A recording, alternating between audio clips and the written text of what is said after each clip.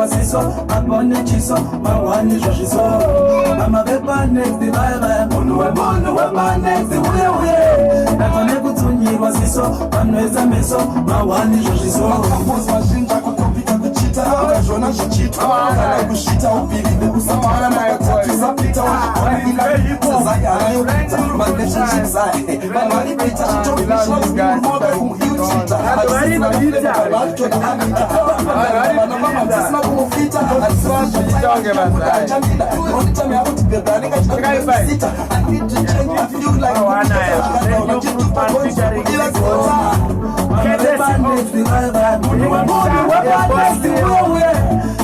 kutunyirwa siso onane chiso mawani zvezviso imwe mbeu